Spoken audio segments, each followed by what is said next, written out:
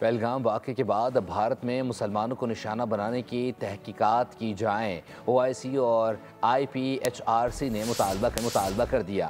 امریکی سینٹرز نے پاک بھارت معاملات مذاکرات سے حل کرنے پر زور دیا ہے۔ خلیجی تعاون کونسل نے پاکستان بھارت کشیدگی پر گہری تشویش ظاہر کر دی ہے۔ بھارت کے اشتعال انگیز بیانات اور انڈیا میں مسلمانوں پر مظالم، دنیا نے بھارتی رویہ ناقابل قبول قرار دیا۔ OIC اور IPHRC نے بھارت میں بڑھتے ہوئے اسلامو فوبیا پر تشویش کا اظہار کیا، نفرت انگیز تقاریر اور مسلمانوں پر حملوں کی مذمت کی۔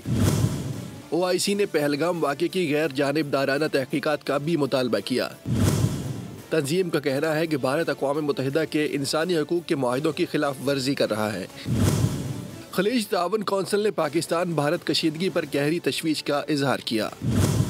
سیکریٹری جنرل جاسم البدیوی نے کہا کہ پاکستان اور بھارت دوبارہ مذاکرات شروع کرے۔ انہوں نے عالمی برادری پر زور دیا ہے کہ وہ سلامتی کونسل قراردادوں کے مطابق مسئلہ کشمیر کے پرامن حل کے لیے کوششیں تیز کرے۔